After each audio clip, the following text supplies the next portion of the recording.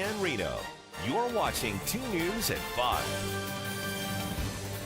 Hello, everyone. Rescue crews tell us even the best plan can go wrong, and they want to be ready to help if that does, if it happens. I'm Kristen Remington. And I'm Landon Miller. Thank you for keeping it here at 5 o'clock. And on 2 News at 4 o'clock, we told you that the size, the speed, and the temperature of the Truckee River have all been contributing factors in the deaths of 2 people and several other water rescue missions within the last week or so.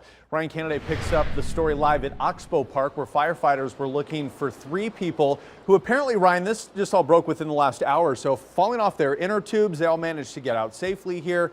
And Ryan, it looks like this is just another reason to not go in the Truckee River, huh?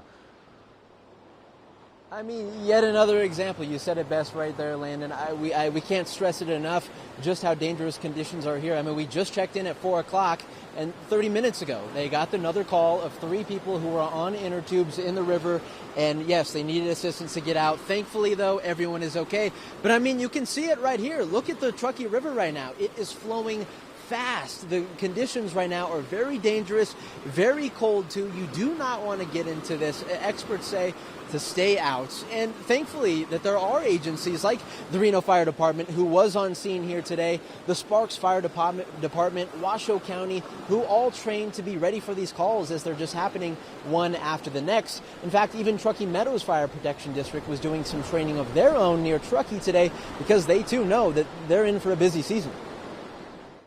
We do a recertification training on an annual basis to make sure our guys are following the latest industry standards and are capable of performing the tasks that they've trained to complete. Yeah, just a few miles outside the town of Truckee, a handful of firefighters put on helmets and dry suits. Then they jumped into the high flows of the Truckee River. Now, Friday's exercises are self-rescue missions where they help save each other with a variety of different techniques. This includes swimmers getting into the water to help someone back to shore. Another is throwing ropes to other people in an effort to pull them out. Now, altogether, there are more than 30 Truckee Meadows fire officials on the wet team. Each and every one of them works together to constantly keep up their skills, which is especially important when the river is as dangerous as it is right now.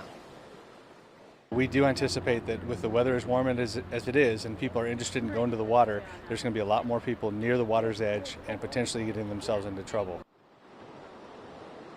Yeah, and today the wet team is also doing some training missions from an inflatable boat. They're also becoming more familiar with identifying and avoiding hazards, which can include vegetation or even rocks. So again, we've had this kind of coverage all week long, but we can't stress it enough. Stay out of the Truckee River. It is very, very dangerous right now. Covering the story live, Ryan Kennedy, 2 News.